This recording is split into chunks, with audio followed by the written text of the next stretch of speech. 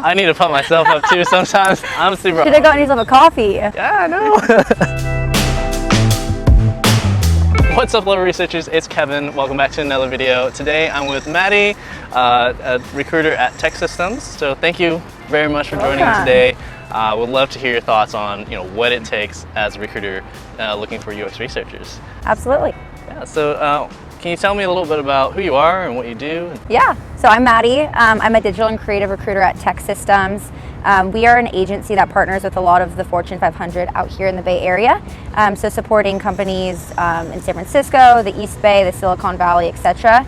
I've been recruiting in this space for about 2 years now, and I recruit anywhere from UX research to UX design, product design, and anything in the functional marketing space or the creative space. Okay, awesome.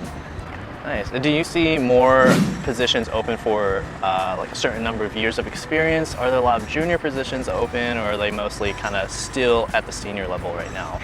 It has been more on a senior level, but because of the demand recently, a lot of hiring managers are open to more junior level researchers. What they're looking for is a couple of different things, but the biggest thing, if you're going to go into a more mid-level to senior level role as a junior researcher, is your ability to learn and your want to learn and your passion for being there, and just being able to pick up different skill sets within that as well.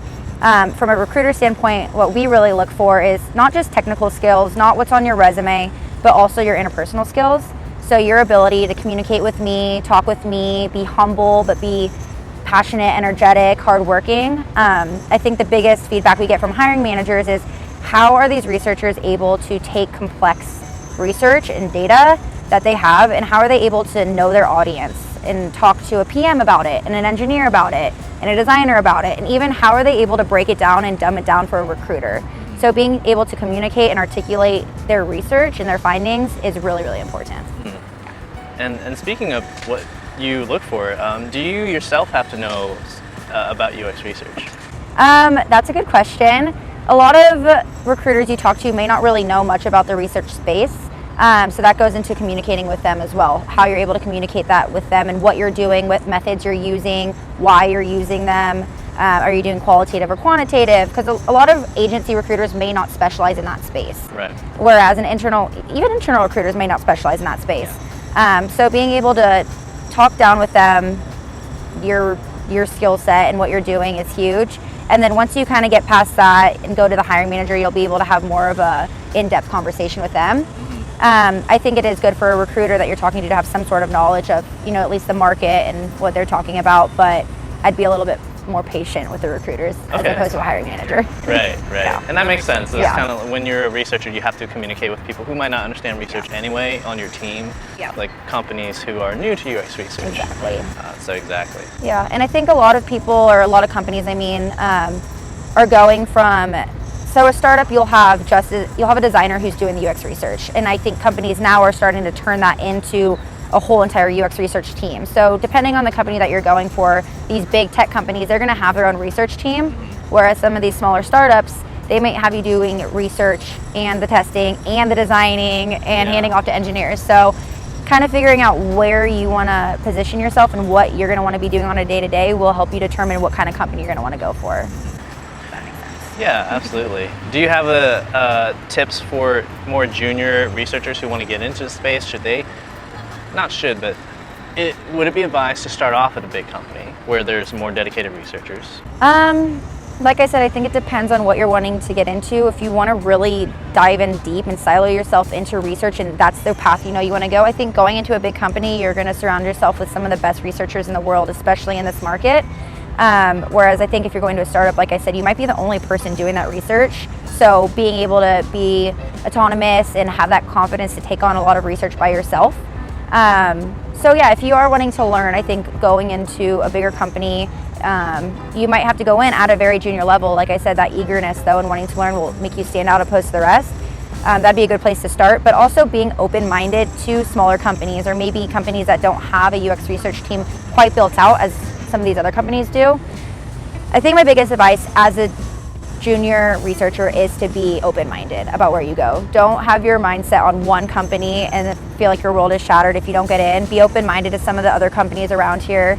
and just see what they have to offer. See if they have mentorship, see if they have groups within their company that you get together and have different groups and talk within those. Go to meetups, read a ton, sign up for podcasts, sign up for the emails where you're just up to speed on market trends, on what's going on in the market as well. I think knowledge is power. So as a junior researcher, just absorbing everything, being open-minded and being hungry is just going to be the best things to do. Love that. Love that. You gotta do it. And have you seen a trend with the types of applicants for UX researchers lately? Yeah, I think lately I've seen a mix of people who have gone to school for research, or they've gone to school for HCI, cognitive science, maybe psychology. And then there's people who decided to kind of make a career change, and they've gone from design into UX research or engineering into UX research, and they kind of found out through their career that that's where they want to go. So I've seen it all. Right now, since research is a pretty hot skill set, there are a ton of different applications, and I don't think there is one right or wrong application. Just going along to back what I said, being hungry, being eager, being willing to learn are the biggest things that are going to set you aside from other people in this market. It is a dense market. I do think there are more jobs than people, but it is still a very competitive market in terms of applicants. So. From what I see, a lot of people have been going through these boot camps. Yeah. What is your take on them for researchers? And I don't know if you know what hiring managers might think of them either. So I think it depends on the hiring managers. I've had hiring managers go through those boot camps in the past, so definitely have the empathy for people who are going through those. I've had people or hiring managers who don't see that as much as they would see a degree or whatnot, but it really depends. And I think working with a recruiter helps you in a sense that they're able to walk a hiring manager face-to-face through your experience, whether that's through a boot camp or just side projects and whatnot, and showing them why we think that you'd be a great fit for that role, and really essentially getting you that interview where you can go on and kind of talk about your experience. So I think that the boot camps are great. I think anything you can do to get experience is huge, and showing the willingness to do those boot camps is huge. And you got to start somewhere. So sometimes people don't go to school for it. Sometimes you have a career change. So doing the boot camp shows the first step of you wanting to be in that space, and I think that's good enough. Yeah, and I think the boot camp is a good first start, like you mentioned, showing the eagerness that you're willing to learn the stuff on your own. And it's, I think, more powerful if you augment it with kind of seeking out projects to do on your own as well. And just learning about the space in general and seeing if this is the career path you want to take, and you start figuring out what methods you want to use correct and why and all that. So, yeah. What do you think are the advantages, pros and cons of working with a recruiting agency versus just applying into the black hole with some companies? This is my favorite question. I think that there's a lot of pros with working with an internal agency. We can kind of start with the cons because there are so many agencies out here in the Bay Area. There are agencies outside of the Bay Area who are recruiting on the Bay Area market. So you're really wanting to find the right recruiters, and I say recruiters plural because you don't want to silo yourself to one recruiter because they only have so many options that they can give you. You want to open up as many doors as possible. So finding recruiters who know what they're talking about, who genuinely have your interest in mind, by doing little things like meeting with you and checking in on you. But you want to go to someone who, like I said, genuinely cares, knows what they're talking about, and isn't just going to shove random roles in your face or send things to you or, do something that's for their best interest. And it's really hard. I know it's hard to find, like, who do you trust? How do you respond to one LinkedIn message, not the other? How do you know right off the bat? So I think that's where it goes into being open-minded. In the beginning, just take the calls. I mean, it's 30 minutes out of your day that could potentially turn into a partnership of 6 months. So there are cons in a sense that you might be working with someone who isn't the best fit for you. But at the same time, I think working with an internal agency, you get exposure to so many different companies. Like I said, we work with the majority of the Fortune 500 out here. So I have a whole entire list of UX research positions open that might not be posted for full time. Other agencies might not have them.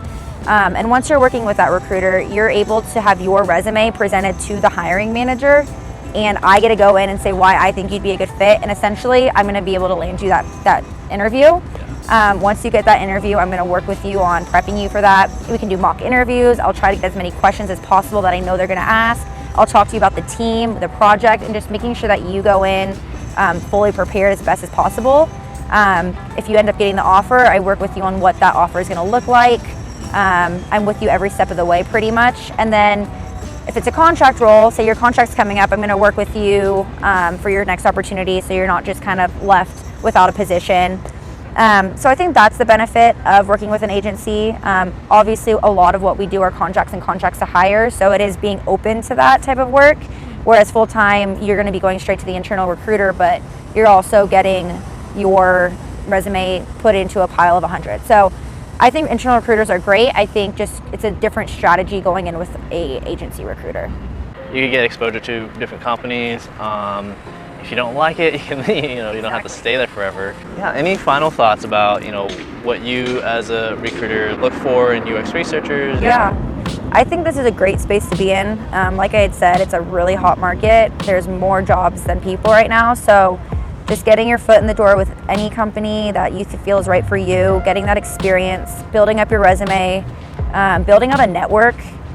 You never know where your partner is going to end up. You never know where your manager is going to end up. So always just working your tail off, because it's a small industry, I'd say. Everyone knows everyone.